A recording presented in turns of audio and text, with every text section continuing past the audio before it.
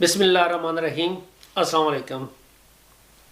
इन दिनों में आप जो ज़्यादा वीडियोस देख रहे हैं, चाहे वो मेरी हो चाहे वो डॉक्टर आरफ किसाना साहब की हों, वो सैलरी के बारे में, जो स्वीडन के अंदर जो मिनिमम रिक्वायरमेंट है सैलरी के बारे में।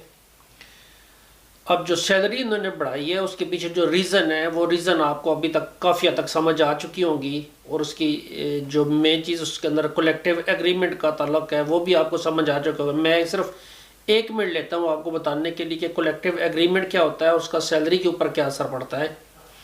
तो कलेक्टिव एग्रीमेंट एक्चुअली ये होता है कि जो मालिक और जो एम्प्लॉई है, एम्प्लॉयर और एम्प्लॉय के दरमियान जो एग्रीमेंट होता है कि जॉब कर रहे हैं, कितनी सैलरी होगी, हर साल कितनी इंक्रीज़ होगी, उसमें इंश्योरेंस कितनी होगी, उसमें टैक्सेस कितने होंगे, और जितने भी चीज़ें आती हैं वो सारी इसके अंदर मौजूद होती हैं।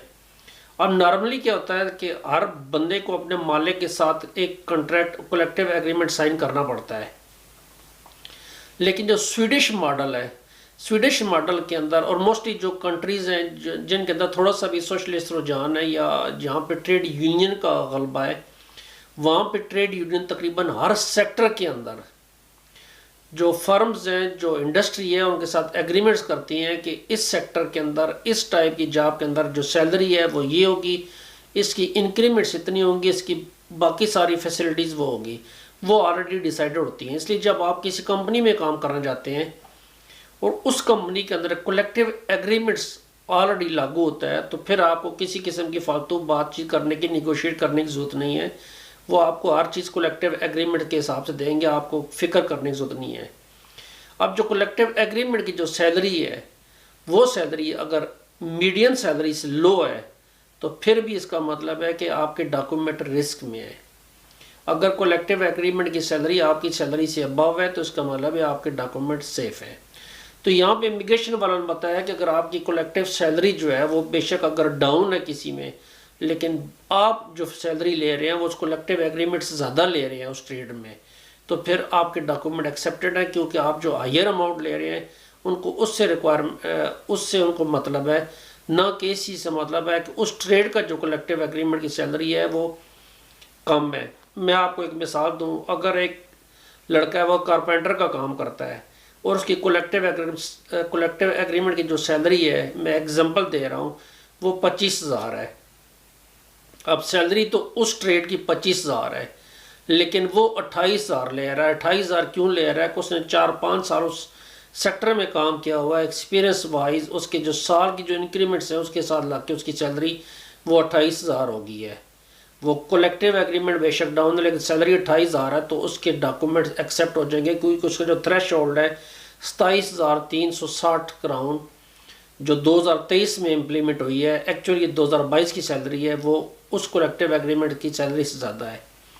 अब यहाँ पे जो आज मैं वीडियो बना रहा हूँ, उस वीडियो का मकसद ये है कि जो आने वाला वक्त है, आने वाले कुछ सालों में, चूँकि आप कुछ लोग हैं जो अभी स्वीडन के अंदर आए हैं और कुछ लोग हैं जो 3-4 सालों से रह रहे हैं, तो उन्होंने साल या 2 साल या 3 साल के बाद, ये जो यूरोपीय यूनियन से आए हैं मुमकिन है वो 4 साल के बाद पेपर की रिन्यूअल के लिए जाएं, तो उस वक्त क्या सैलरी होगी? क्या उस वक्त भी ये 27,360 ही होंगे या ज़्यादा होंगे? डेफिनेटली ज़्यादा होंगे कि जो स्वीडन की मीडियन सैलरी है उसका वो 80% होगा, तो उस वक्त तक स्वीडन की मीडियन सैलरी बढ़ चुकी होगी। अब जो लोग पहले से पेपर जमा कराए हुए हैं, मसलन मेरे साथ मेरे कुछ कोलीग्स हैं जिनके पेपर 2.5 साल से जमा है इस वक्त, और 2.5 साल पहले जो जमा हुए थे उस वक्त जो सैलरी थी वो 13,000 थी, अब वो सैलरी ज़्यादा कर दी। क्या उन पर कितनी सैलरी लागू होती है? जो पिछले सालों में जिन्होंने पेपर जमा करवाए हैं, उसी की रेशो को मद्देनज़र रखकर मैं आपको ये बता सकूंगा जो आने वाले सालों में वो सैलरी कितनी बढ़ सकती है। ये आने वाले जो फ्यूचर है, ये अंदाज़ा, ये 100% नहीं है, इसलिए मेरी जिम्मेदारी नहीं है, लेकिन मैं सिंपली आपको एक एस्टिमेट दे सकता हूँ कि आने वाले दिनों में सैलरी कितनी बढ़ेगी और आप कितनी कितनी सैलरी को इम्प्लीमेंट करेंगे अपनी पेपर लेने के लिए।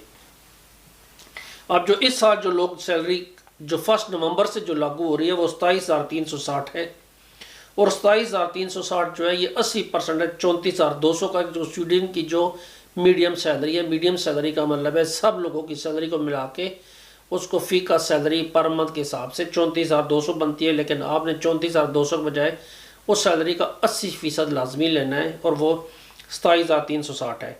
जो पिछले साल था, जिन लोगों ने पेपर जमा कराए हैं पिछले साल में, पिछले साल जून से लेके इस साल के जून तक, उन लोगों को जो सैलरी जमा करानी है वो 26,560 के हिसाब से पेपर जमा कराने हैं। फॉर एग्जांपल, अगर किसी शख्स ने इस साल के शुरू में पेपर ऑलरेडी जमा करवा दिए हैं, पिछले साल जून के बाद, जून 2022 के बाद, और इस साल में अब से पहले जो पेपर जमा करवाए उन्होंने, उसमें उनकी जो तनख्वाह है वो 26,560 होनी चाहिए।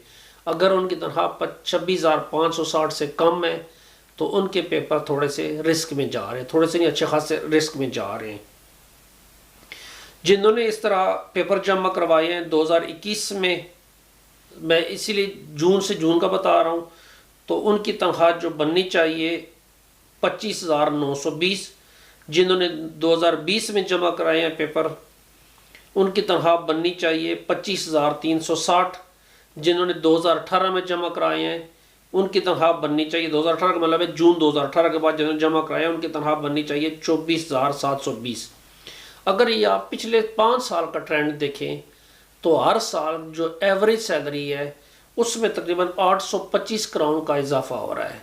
मैं एवरेज बात कर रहा हूँ, मैं हर साल, किसी साल में 1000 का इजाफा हुआ है, किसी साल में 600 का, किसी साल में 900 का, किसी साल में डिफरेंट सैलरीज बढ़ी हर साल में।